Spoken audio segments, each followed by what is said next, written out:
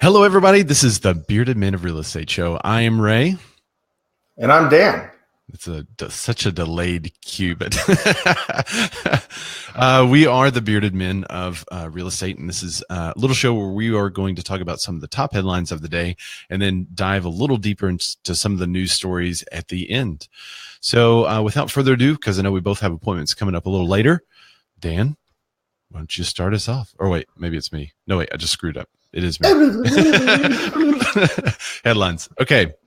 So home builder confidence hits an 8-month high in November. The nation's home buyers may not be happy with the Republican tax plan, but they are seeing more buyers, and that is boosting confidence. A monthly reading of the home builder sentiment rose 2 points in November, according to the National Association of Home Builders. This comes from rising 4 points in October. And this is their quote: "Demand for housing is increasing at a consistent pace, driven by job and economic growth, rising homeownership rates, and limited housing inventory," said NAHB Chief Economist Robert Dietz. With these economic fundamentals in place, we should see continued upward movement of the single-family housing market as we close out 2017. What do you think about that, Dan, after hearing what the president of the NAHB said last week? Well, see, I think it's interesting. So that's where... What did we say last week? That was kind of reactionary. Yep. You know, like obviously he's going to say that. Obviously he's going to say that this is bad for this or that. But now when you actually look and take a deeper dive and look into numbers, it's actually not all that bad. And I have a couple clients right now looking at new construction, and they're not really thinking about all of this stuff that's going on. They're just like, I want a new house that no one's ever lived in. So like it's way super low level, you know. So I think it's really interesting to see. And it's another one of those things. Where are we at now? Everything's super black or white. There's no middle ground anymore. You know, like maybe it's not that bad for us. Maybe, you know, I don't know. And I keep coming back to it's just a proposal. We don't even know what it's going to land on yet. Yeah, it's probably going to change a couple of times. Somebody, I can't remember who it was, but one of the senators came out and said they don't expect many changes at all. But you know, then it goes through committees and committees and committees, and so who knows? I do think it's almost like a reversal from what they said last week. It's really funny from week to week how they go in analyzing this, and it's two different people at the NAHB. I think they would probably tell you today that they're still against the tax plan as it stands. It seems like anything that touches housing or you know taxes housing in a different way, they're against, even though it may not have a huge impact. Yeah, and I don't know. It's just so these are big, important topics we're talking about here. I don't think it behooves us to be reactionary. You know, when you're talking about someone that's buying a thing that's going to take 30 years to pay off, I think we should have a good foundation and know what we're talking about before we say, nope, it's bad, cut it. Or, you know, oh, it's the greatest thing ever. But like I said last week, we have so many friends in so many different markets all over the country that are saying, no, it's good. Then others are saying, no, it's bad. But why don't we find a middle ground before we see what it's actually all about? You know, look into it. Speaking of looking into it, if you aren't watching this, we'd love to have some of your comments. Here's some now. Ciao, Raylan. Hello from Rome. That's cool. So we just went international, Dan. Yes. All right, we're done. That's worldwide. That is enough for me. We are now really cool too. If some of you are watching, you take down his name and follow him on his social stuff. He's a really good guy. And then Kurt, one of our clients, he's upset. I don't have a balloon, and you do, Dan. Yes, I have a balloon. There you go. But if you guys do have any comments, please shout out, especially if you're commenting on one of these news stories too. We'd love to hear some of your feedback as we're giving it, because we're only two opinions, but we'd love to crowdsource these opinions so we can all be right. Yeah, I'm going to be disagreeing with Ray all day today. All day.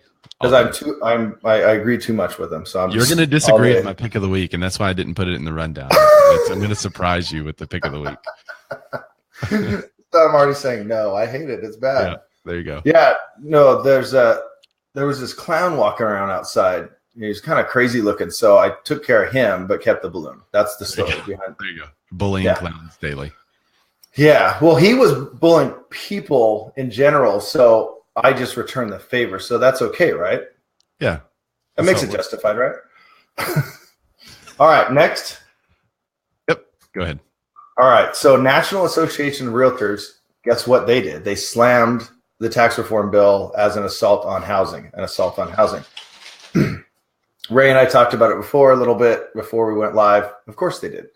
Characterizing tax reform bills pending in the House and Senate as an assault on housing. The National Association of Realtors Wednesday broadly condemned numerous provisions in legislation that would either increase taxes on homeowners or provide fewer cuts than renters in a recent report by Inman.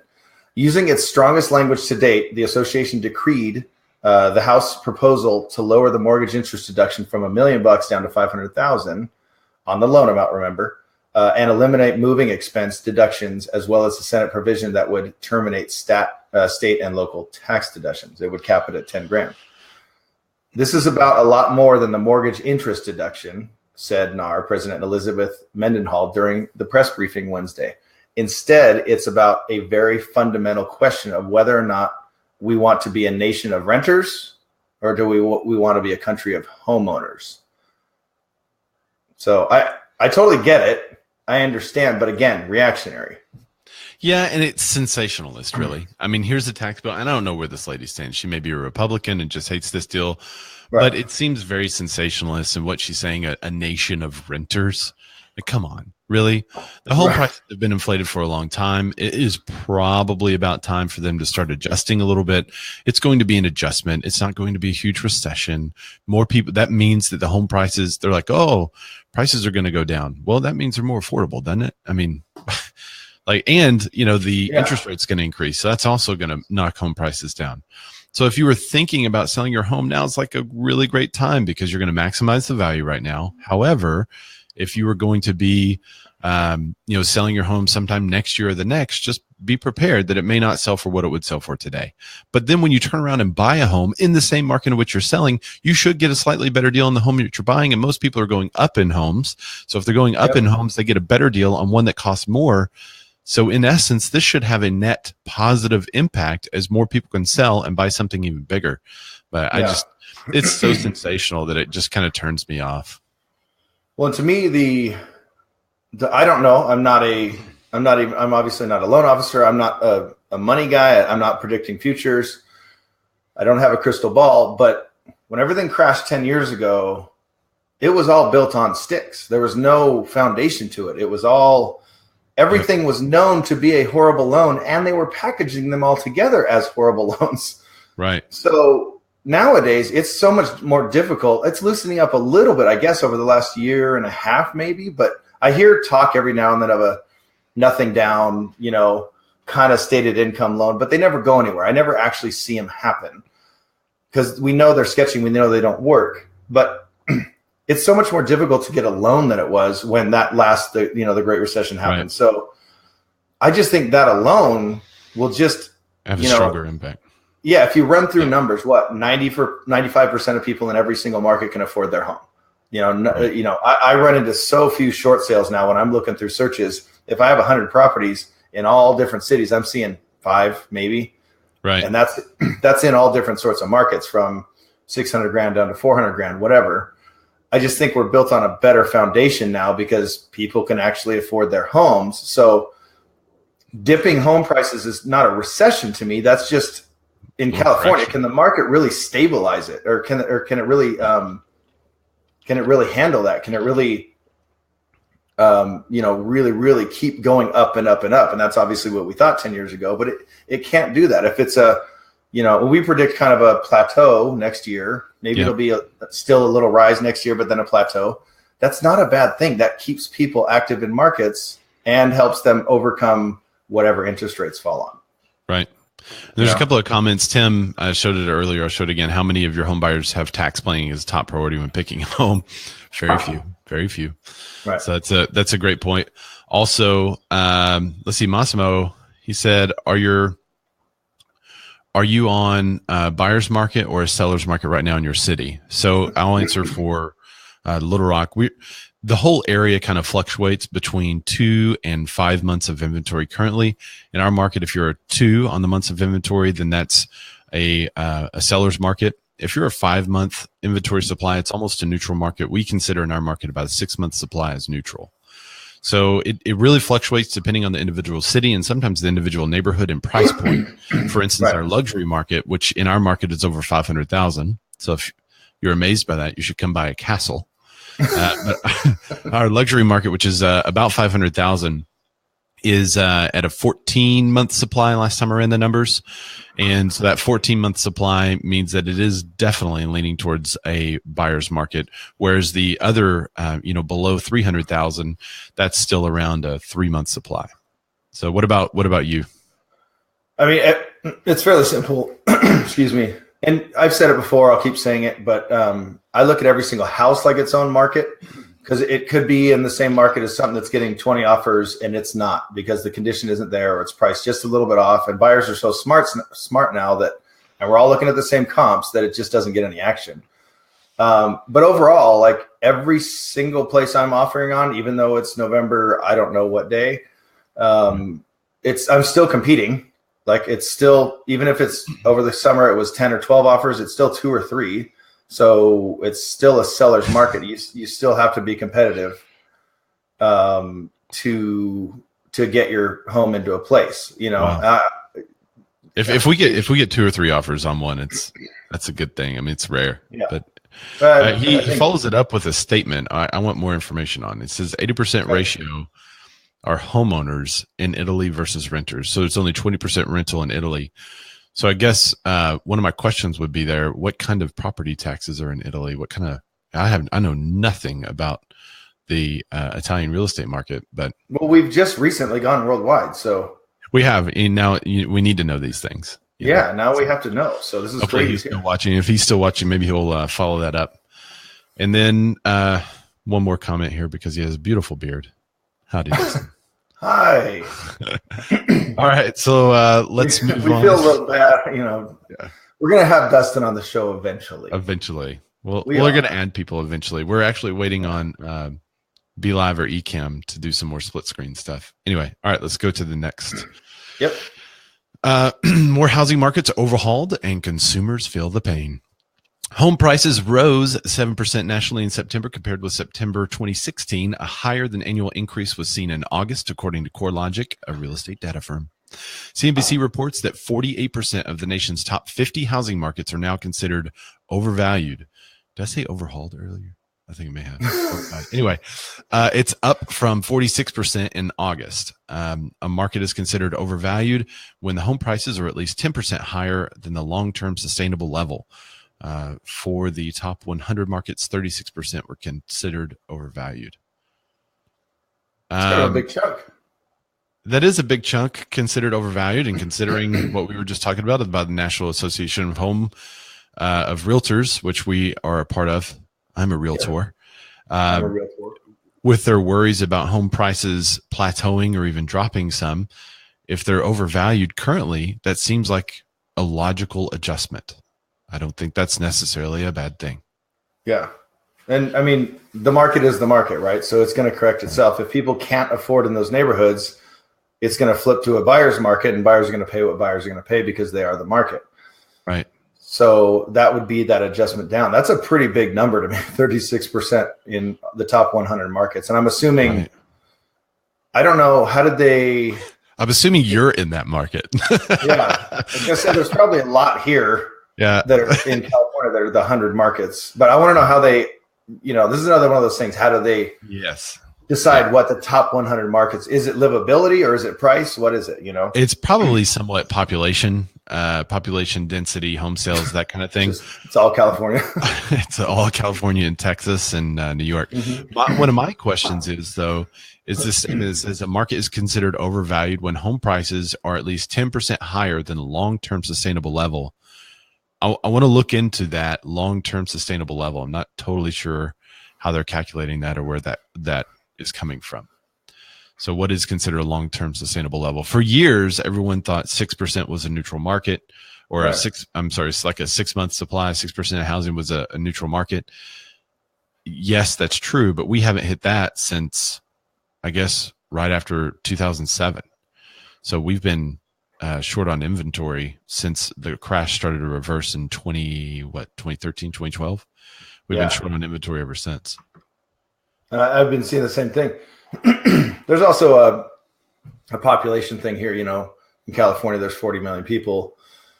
and I work a lot around LA and stuff. So it's a lot of dense areas. So there's going to be a lot more buyers. But I'd be curious to see, which 100 markets they're talking about, how many are here. It's just, I don't know. It's just all these blanket statements. They're tough to say, but whatever it is, that 30% or 36%, that's pushing towards half of all 100 markets, however they deem it, are overpriced or overvalued. I'll say that's pretty crazy. And I know a few, there was where I grew up. It's a little unincorporated city inside of a city. The city's called Los Alamitos, and then Rossmore is where I grew up. And I might have mentioned it before, but they're paying $700,000-800,000 now just to knock a house down.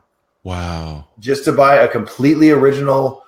Grandma bought it in 1954 when it was built, and it's got a good sized lot. And it's, she might have updated in the 80s or the 60s or 70s, but I mean, they're paying, like I said, $700,000-800,000 to knock it down to build these giant 5,400 square feet kind of mansions in there that go for the 2.5 and we have a neighborhood doing that right now. It's the Heights, and people are paying like 100, maybe 150 for the lot with a house on it, knocking it down and putting in, an $800,000 house, something in that range. So we see that occasionally there. Okay, so for your Italy market report, Massimo says we are right now completely. We've added a segment. Market. That's right. We'll have to add a segment for Massimo.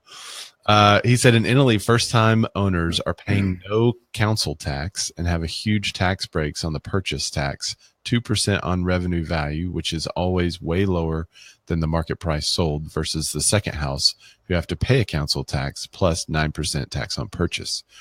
So it sounds like, if I'm diagnosing this correctly, they have a lot of first-time home buyers. The barrier to entry is low to own a home.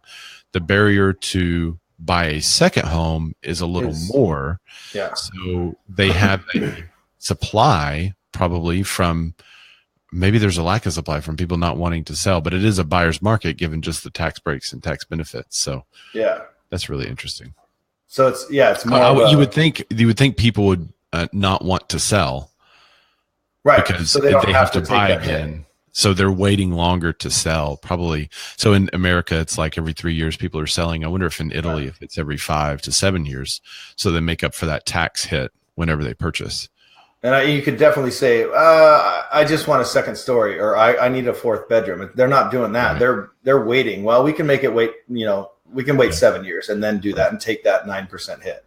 Let's wait till the kids need bigger beds, and then we can. Yeah. They don't need bigger beds at 3, but at 8 they will. So let's wait another 5 years. We can bunk those toddler beds and bunk those twins. Okay, now they need a full. That's fine. All right, cool. Really Thanks for the info, Massimo. That's really, really interesting. All right, let's keep going. You're up, Dan. All right, next, condo slowdown. That's it. You can go to your next one. Just kidding. Good question. That's it. Whoa, wait. Breaking news. Average of 10 years before selling. There we go. I was going to say it's going to probably creep up. Yeah, that's really interesting. So that it does take a little longer. Thanks for the info, Massimo. Okay, now back to you, Dan. Condo slowdown, worrying price signal at New York's Trophy Tower. Last week, Unit 79 of the condo tower, called 157, became the biggest foreclosure sale ever in New York, and it's not a small number. It's a big number. It went at auction for $36 million, marking the 30% decline from its purchase price of $51 million in 2014, which both Ray and I thought was interesting because, well, how are you foreclosing on it? The market is solidified, so you still overpaid for something that was way overpriced. You talk about overvalued. Mm-hmm. You talk about millions of dollars. That's quite a bit of money. It's a $15 million loss there. The owner, a Nigerian billionaire who's been charged with money laundering and was in default on a mortgage on the property. Real estate boosters in New York called it a one-off and said sales at 157 and the rest of the new glass condo towers popping up in New York remain strong. Yet an analysis of recent resales at 157 shows that every apartment that has been traded since it opened in 2014 or 15 has declined in value, all by double digits. Nice. And that's double-digit millions of dollars, by the way. Yeah, that's big. So I have two comments on this, right? My first comment is I'm only allowed one. I have to disagree with you. I think you won't disagree with the first. Damn it. I regret not returning his email when the Nigerian guy reached out to me. It said he had millions of dollars. This was him. Clearly, this is this guy. And money laundering, no doubt, which means that he was contacting people via email saying, hey, I need to deposit millions of dollars into your account. All you have to do is send me your info and you make, a couple of mil out of the deal. Apparently, that was really going on. That was an actual legit thing. That was actually happening. And all of us were just marking him as spam. Dadgummit. So, dang it. Secondly,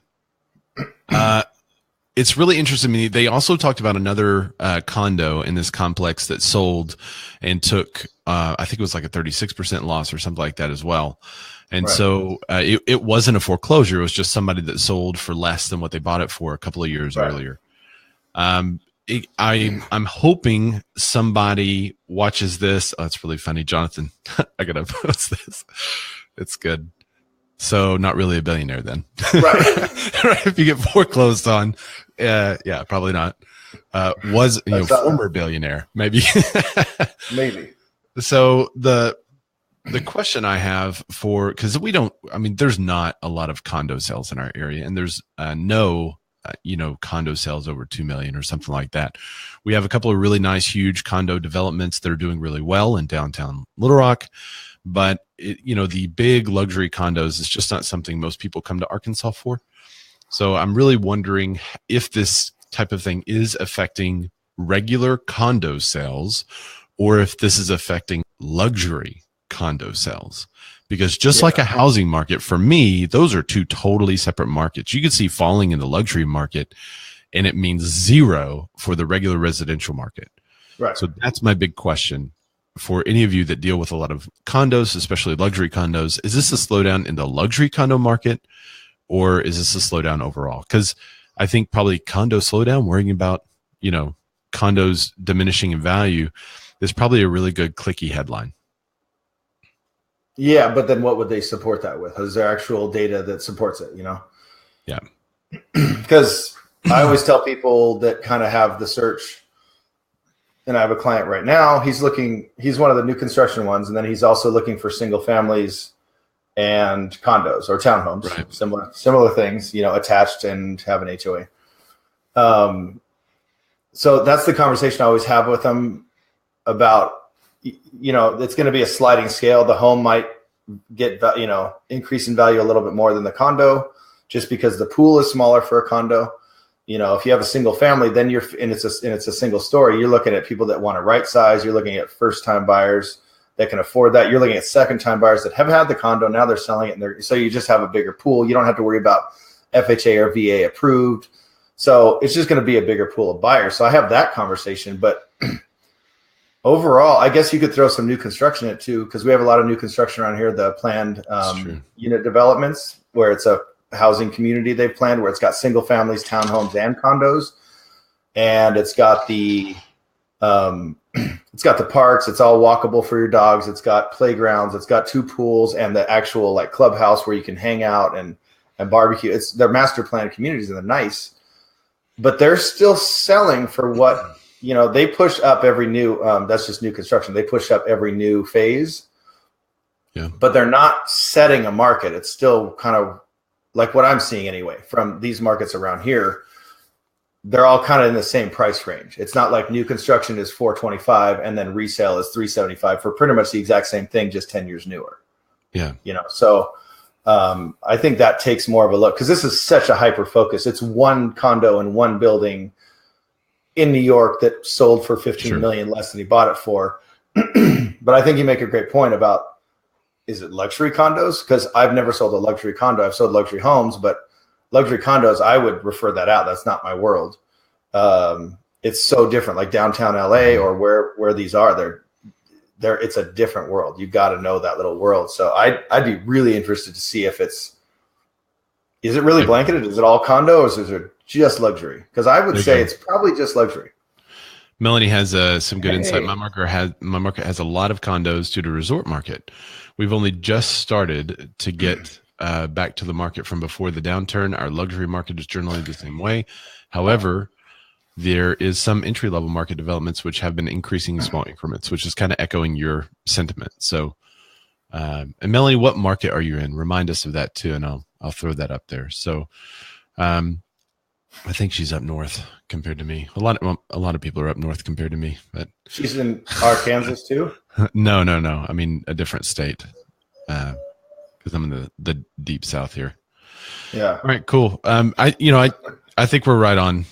I think we're right on with that. It's probably a sensational story. We have a lot of sensationalism in today's episode.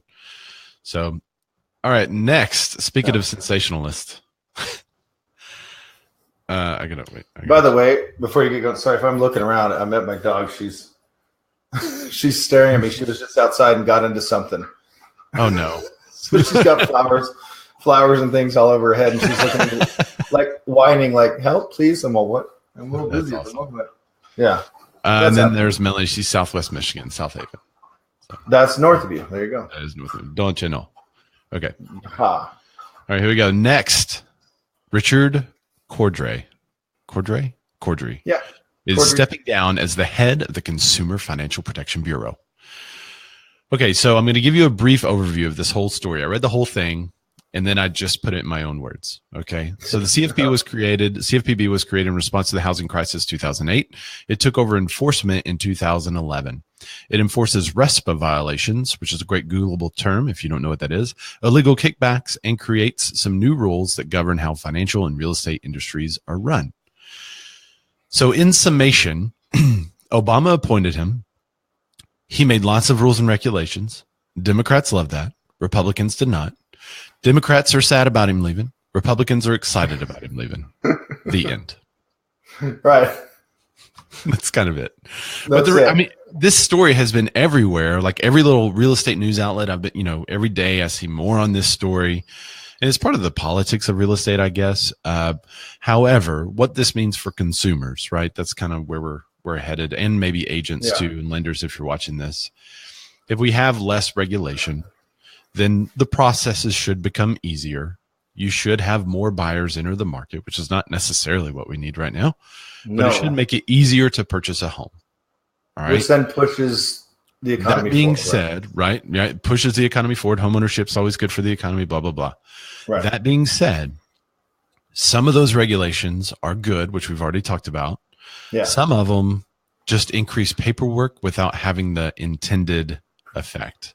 So it depends on what the next person comes in and does as to what the actual impact of this guy leaving is. I think it's going to be a lot more of the same. I think somebody's going to come in and just enforce what's already there, and they're not really going to do much new. Right. I mean, when you look at this, so I'm just not a fan of less regulations. I like where we're at. I like that everyone can afford their home. I like that we all live around stable markets for the most part. Mm-hmm. I like that it's helped to stabilize markets that weren't, or things that were crazily inflated. I like that they're stabilized again. Hold on one sec. Hello. So while he answers Pause. I was just going to say while he answered the phone. Jonathan just posted something about the condos that kind of directly ties into this. So I'm going to share that. So condo associations were hit hard during the downturn.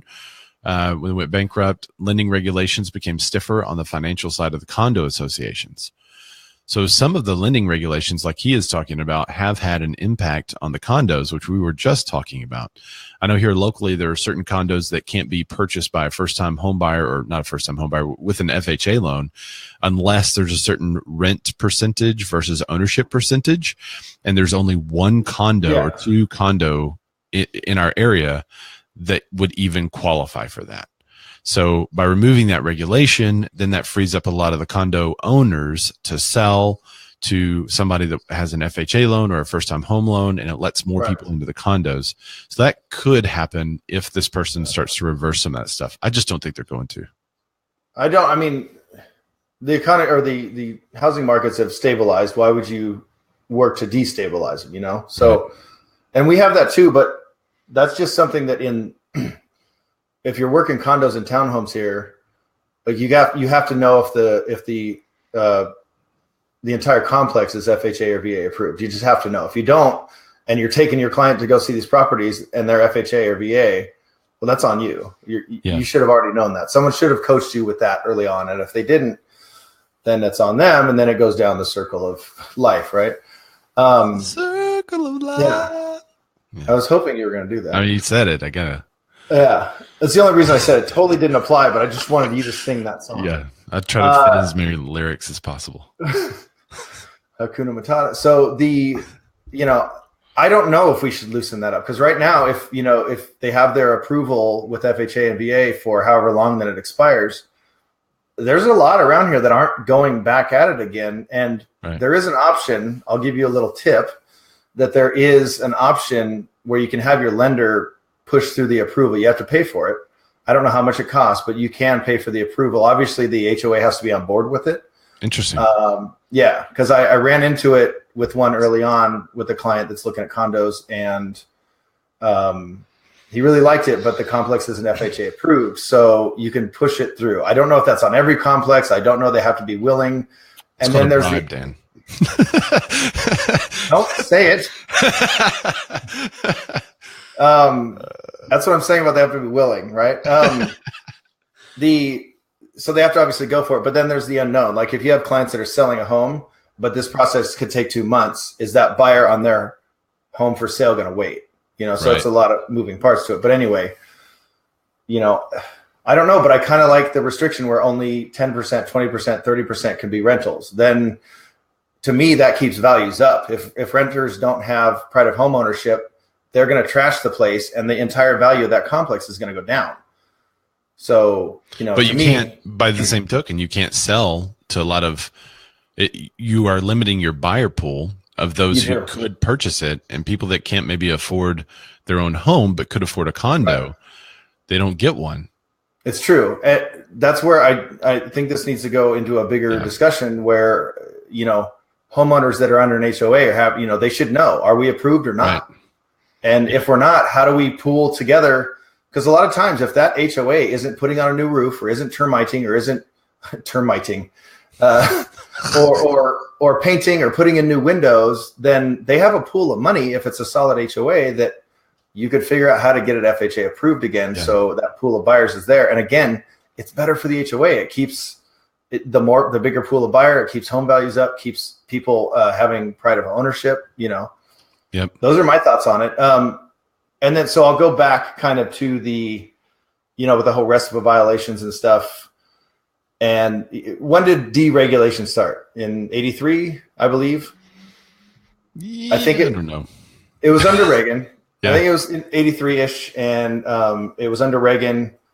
And this is kind of how some people will say it. Is it a Republican or a Democrat issue? It's been continued all along. That happened all the way through the crash. So it continued through Clinton.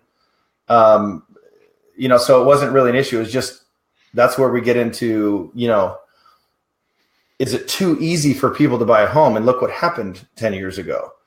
We're still a long way though. When I first started real estate in 2007, we're still a long way from a no doc stated income loan.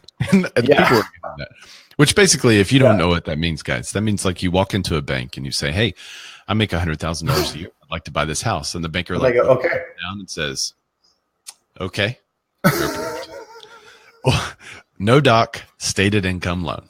There you go. Yeah. So, and you're right there, but I'm a big fan of, how our markets have been stabilized and how, it is more difficult to get a loan and I'm also trying to think about the process. Like, is it that difficult? Like have I had a client go, I have great credit, I have a good down payment and a really good paying job, and I can't get pre-approved for a loan? No. Well, unless they're a small business owner, unless there are things that are in their taxes that are different. So there's some things like that, because the small business owner is trying to reduce his taxes as much as possible. I know when we were buying our house, then that reduces income. 2 years, I paid the maximum amount I could in taxes so that we could get whatever house. We got a house, and now I'm back down on the tax bracket. So it looked like you made more. Right. Yeah. Yep. That's just where you got to be smart. And I just, if it's that, obviously, where there's an issue, maybe it loosens up there for just small business owners. But if it's a taxes or a credit issue, well, then we fix credit. If you need down payment, then we hunker down and you save more money. If it's income, then we wait till your next rate. I mean, that's all fixable. But I'm just not running into clients that they've gotten themselves ready, and then we go to get them pre-approved, and they're like, oh, I didn't do a backflip through 10 hoops. I could only make it through 7. Well, I think a lot of it may be on the process side and on the lender side of the equation, not necessarily on the consumer side. But which I know nothing about. Right. So maybe we should have a bearded lender join us one time. We have one. So you know what? It was interesting. Like, you're seeing all these regulations change, and it was already difficult to get a loan and difficult to get it closed in 30 days. And then they introduced that closing disclosure. Yeah. Where, truth in lending. So you have to, if you're a real estate agent watching this, I hope you know about this. But it's a document. They have to throw out, all the numbers have to be right. If any one penny changes, it's got to be sent back and changed. Yep. But then there's a mandatory waiting period of 3 days on it. And even if the borrower signs it in person with the lender or notary or whatever, still 3 days you got to wait on it. Now, that's just making it more difficult, because the closing disclosure does nothing. That's just making it more difficult for the sake of making it difficult. And everybody's like, well, you don't have to rush to closing. No, but there's a rush 3 days ahead of closing. It's the same rush. It's the same thing. It could have done 24 hours. That'd be fine with me. Yeah. Well, hopefully this change for a lot of people will mean no worries for the rest of our days. Like a problem-free philosophy. Hakuna Matata. Okay. You were so sucked into that. Just when you said rest of our days, I go, he's doing it, isn't he? All right, Dan, I'm going to let you take this next story. Tell us a little bit. We are into the deep dive, the discussion. Wait, we got to do a transition. Okay. Yeah, let me do a quick search real quick. So the basic gist of the story, while you're bringing it up, and you can kind of tell us some more details. But Redfin, here we go, had an earnings loss. Is it Redfin, one word or two? One word. All right, let me retype that. Hang on. Redfin's earning loss. All right. So what's up with this story? Well, so here we go. I found the actual story that I wanted to find. How crazy is that? So I'll just kind of, because I'm going to read through it. I read through this yesterday, but I'll read through the highlights. So Redfin had a disappointing quarter. And Redfin, like we talked about, was it last week or the week before, when we're talking about Zillow and all these new products and instant offer and all this stuff? Redfin is doing that stuff now, but they've changed. So they're not just a broker anymore. Now they're not just helping you find a property. Now they're actually listing properties. So Redfin's second earnings report as a publicly traded company was vastly different than its first. Instead of continuing to rally, the stock rapidly reversed course, falling approximately 10%, which is kind of large, in the post-earnings trading session. The online realtor beat estimates for adjusted earnings per share by 11 cents by a penny, or of 11 cents by a penny, but reported revenue of 110-ish million, missing analyst estimates of 109 million. So the company looked worse on the GAAP compliant basis, reporting a loss of 50 cents per share versus a gain of 3 cents a share in 2016's quarter. So that's a big turn, a little bit of a gain to a pretty big loss. So because it's been a volatile year for the stock, Redfin has produced gains of approximately 40% since its initial public offering in July. However, the entirety of those gains happened in the first day of trading. Right. So it's been kind of this way since. So if you remove the first day gains, shares of Redfin are down for the year. So what should investors make of the company's path forward? Are they on an upward trend, or are they going to fix this, or are they going to keep going down? So what is your opinion of that? Answer that last question. Are they on an upward trend? Are they going to keep moving? Or are they going down? Well, I don't know. It's hard for me to predict because I'm not really a futurist kind of guy. But when you look at this, so then the story goes into Redfin is now a broker dealer. So until now, Redfin has just been a broker connecting buyers and sellers and facilitating the sale of transactions. They even have their own agents and stuff. But now this quarter, the company became a dealer with its Redfin Now service. The company buys homes on its own behalf and sells them alongside broker listed inventory. During this quarter, Redfin Now service added 3.4 million to the top line. So I feel like they're getting a little bit too diversified. They're straying away from what made them strong, because they have their own agents, they have their own everything. And then everyone goes to their website and likes the app and all this stuff. And now they're straying away from it. And that's leading to, so they're trying to get high volume, but can they meet the high service? So when you're an agent like Ray or me, or we don't work for huge companies, but we give that, we talk about it all the time, give high end service. Right. Can a big company like Redfin that's trying to be, they're trying to save you a buck here, they're trying to dominate the market here, they're trying to be this big app, can they do all of these things? And obviously it's showing people don't have confidence in them that they can. Discounterson. Right. Yep. Do you want me to send that over so you can see the ad real quick, Ray? Oh yeah, I read it all yesterday. So to me, again, to carry on the sensationalist theme, right? Redfin is going down. They will never recover. I think that's probably sensationalist. Stop. I think what we see is a change in business model that, just like you were saying, is stretching them a bit thin. Right. What their bread and butter is getting you listed onto the market, and then they generate buyer leads off of that, and that's how they make their money. And then agents pay them for leads and all that stuff. Yeah, and agents pay them for leads. That's fine, except one of the things they will start to figure out is that listing a house is getting more and more expensive, and it's getting more and more expensive to compete.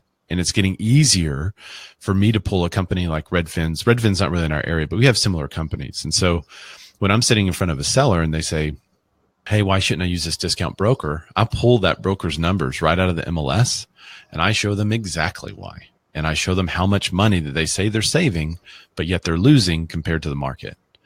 And just a limited service is not going to work. And so I think in the long run, I think they'll still be around. I think they'll still have a model. I think that model is going to change several times.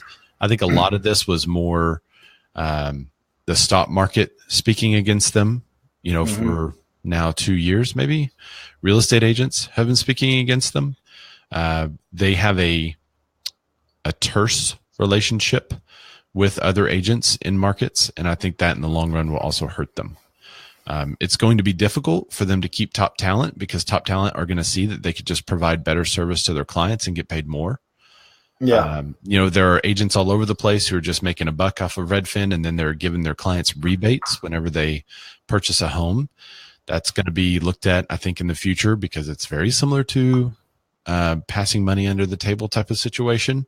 Very similar to that. And it would not surprise me if a brokerage popped up and said, hey, since Redfin is giving $5,000 back to all their buyers, any Redfin agents who purchase one of the houses we have on the market, we will pay $5,000 less and we'll return that money to the seller because the seller has said they want to pay this much to the other agent or whatever. It wouldn't surprise me if something like that happened. Berkshire Hathaway did this to Keller Williams in a couple of markets where they would pay the Keller Williams agents $1. And am I saying that's right? Nah. But is it an interesting strategy and tactic? Yeah, it gets real interesting because that broker reciprocity is real, but also those commissions are also negotiable. So I'm curious to see moving forward what happens with Redfin, with their tough relationship with the other agents in marketplaces, with their tough relationship now with the stock market. Yeah, they're battling some big things there because we have I don't know, we run into Redfin agents a lot where they'll come through an open house and they hand you their card and you're all it's a Redfin agent. No offense if you're a Redfin agent, but stop being a Redfin agent. I don't mind a little bit. Yeah. Stop being a Redfin agent. Because then buyers they're like, oh, I just found them online, and then then they start realizing what the process really is. There's no hand-holding. There's no buyer's consult. What they do is, and this may have changed, their model may have changed, because I don't stay super current with what Redfin does as far as, I just know my service is better. But what they were doing is they have like the market expert, I believe they call them, or, that's the person, that's the main contact. So that's your first contact. And then they'll meet you at the property and show you that first one. And then you're handed off to agents that are on it, essentially showing assistants but there's not really an initial contact. There's no buyer's consultation. There's no hand holding. There's nothing that, and then you just hand it off. So you think you're getting this person, then you end up getting this person, but it's not like a typical team where you're, usually if you're an agent, I don't know how your team works, Ray, but the initial thing is if we get a buyer lead, it comes straight to me. There's no Jacob gets them first and then, oh no, I have to work with Dan. No, it's the same. And then the same thing with sellers. Jacob's there on the initial meeting as well. So, but this is like, you get Patricia Swardson. I don't know who that is. Hi, Patricia. Why did that name pop in my head? Swardson. So good. And she, that's who you think you're going to work with. You're like, oh, she's awesome. And she knows people that I went to high school with and she's so rad. Oh, and then you're handed off to, oh, now I'm working with this red bearded dude and he's not that great and he kind of sucks. I'm not talking about me. No way. But I just think that is also when you go back to what we say, the concierge service where you're getting that top level high end service. I think more and more people are going to realize the word's going to get out. And then you throw they're battling the stock market. Yeah. It's a little tough. Yes. And can you see that name under you? The name under me? Yeah. Can you see that on your screen? No. Oh, it's too bad. It says Patricia Swardson. No, I see a tiny little like this big version of my face, which is just perfect. Sorry if you guys see a bigger version, but Ray sent me a private note just about this, and I agree with you. That's good. Okay. All right, cool. So teaser for next week. Yeah, teaser for next week. We're actually going to talk about some team stuff next week. So we'll talk about how the team works, team dynamics, and that kind of stuff. So there you go. And I honestly think that should be just the whole deep dive. Yeah, we could do that.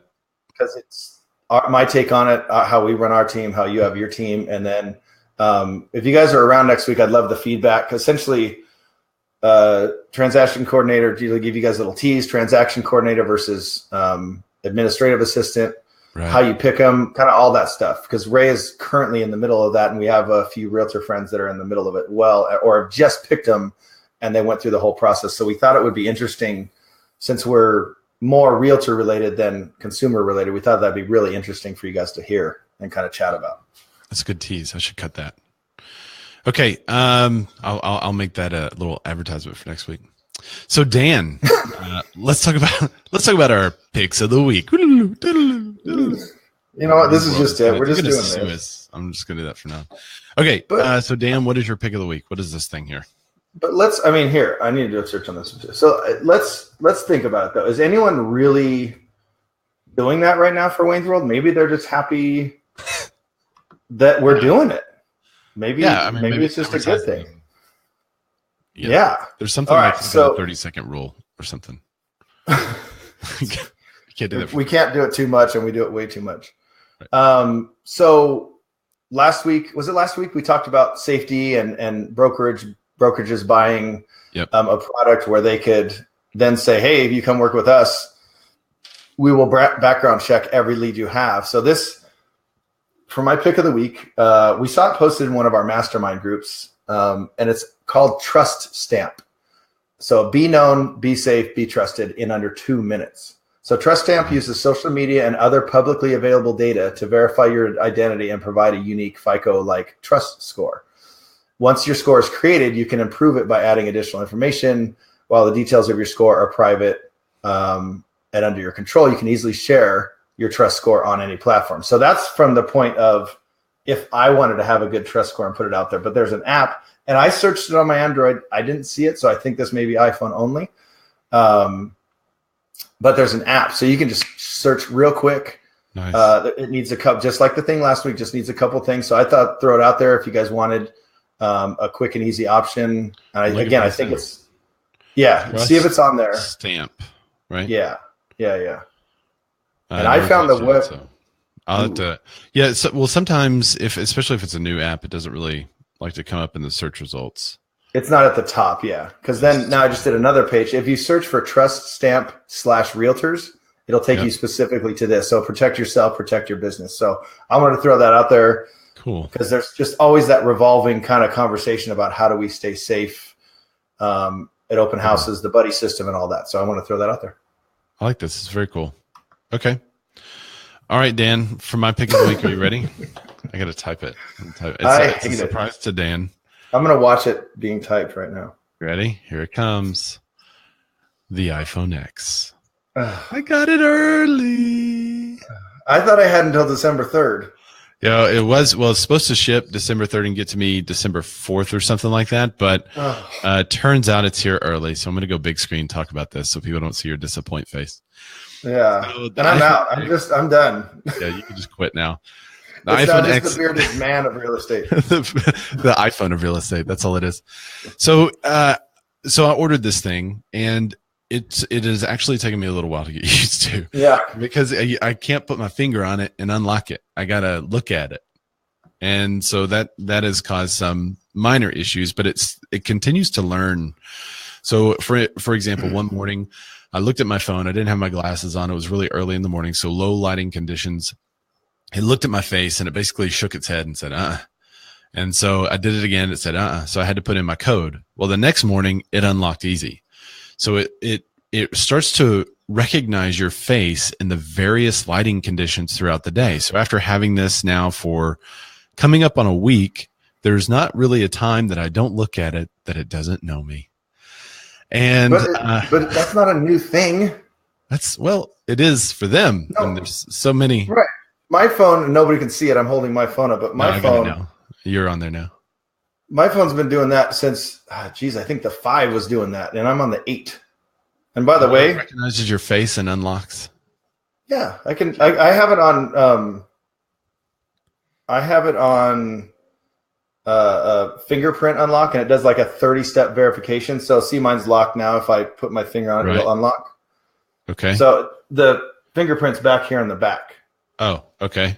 So, and I know they've had the fingerprint thing, for your. I know I'm talking on your phone. They've had it here where you do that, but it's always a little off. They had it on mine. This is super accurate. If my finger's wet, or if I don't put it on there just right, like it won't let anybody in. But that's one of the things I'm excited about because I, in doing the remodel and stuff, I have gloves and they're composite gloves, but they still don't really unlock with my finger. So I don't have to use my finger on anything to unlock it. I can just look at it, it'll unlock, and with the composite glove, I can still use it. So that's. Well, I'm happy they're catching up. That's great. That's great. Yeah. Well, I mean, when they implement the technology, it just works. So. Well, this is what you're saying. Well, it works on mine, but this is what you're saying. Now this is the main market. It's now gone worldwide. So I have a question. What if you shaved your beard down? If you cut it in half, would it know? So what they do is no, there's no way I'd shave. But the first time that you look at it probably wouldn't, because it sends like some kind of 30,000 things shooting out at your face. So it probably would not. However, after inputting your password one more time, then it starts to recognize your new look. So if you do make any changes, like the first time I took off my glasses, it said no, right? So it's pretty accurate, but now it knows me with glasses, without glasses, in dark and super light. It knows, so I could just look at my phone. The other thing it really does, which I think is cool, let's see if I can bring it up. I can't look at it and do it at the same time. Well, I don't have a notification, but one of the things it'll do, see, it just unlocked that fast. One of the things it'll do is the notifications will pop up. And it won't show those notifications until I look at it. So I can look at it and then the notifications will reveal themselves. So for instance, if I have a client send me a text and my phone is sitting there on my table, and maybe this is a person wanting to put in an offer for a property at a certain price, and maybe I'm meeting with another investor. Well, those guys, I mean, I keep 100% of the information my clients share with me confidential. So in that case, I don't want anyone else knowing the offer we're going to put in or anything like that. And so it won't show up unless I look at the phone, and then it'll show that guy's text, which is really cool for me in this context of what we do. I could think of other uses for something like that too. Other than that, the phone is really the same. It is smaller, which I'm liking the small size. I can see them coming out with a larger size. Whoa, wait. What did you have last? I had a 7 Plus. So you had the Plus. It's smaller than the Plus, or it's smaller than the 7? The screen size is the same-ish as the 7 Plus. It is smaller. The actual form factor is smaller than the 7. It's almost the same size as a 7, like a regular 7. Right. So it's a smaller phone, which is cool. I don't I don't put any covers normally on my phone because the cover to protect this thing costs about $100, and so does Apple Care. Yeah. So I might as well just not cover it up. So it's really nice to fit in my pocket. It's been really durable. It's got the OLED screen. So there's a whole bunch of positives that I like about it. I think it's probably their best redo yet since the moving from the 4 to the 5. I think the 4 to the 5 had some significant tech increases in it. Going from 5 to 6 was okay. 6 to 7 was okay. 7 to 8. When did Jobs die? Didn't Jobs die around the 4 or 5? Probably, yeah. Yeah. So I think this is the most significant improvement that they've made since then. Yeah. Everybody always asks me about the little notch at the top. It doesn't bother me at all. The little notch at the top is totally fine. What's the notch at the top? There's a notch at the top because it's edge to edge. Well, let's see. Can you see that? It's kind of hard to see. You see that little notch which comes down? Yeah. It looks like part of the status bar, but it's not. It's like a black line. Let's see if I can find. Oh, that wouldn't bug me. Like that. There's a good one. How you can. Oh. So it eventually. I mean, like mine can't really see it eventually. So, and this is like a control center up. Wait, up. No, I was right. Up here is the control center. So I like that. Okay. So no, I like it a lot. People have been asking me about it. It's a fun phone. It's smaller. I like it. I think it was worth it. But and how much was that? It was over $1,000. Yeah, it's like for essentially two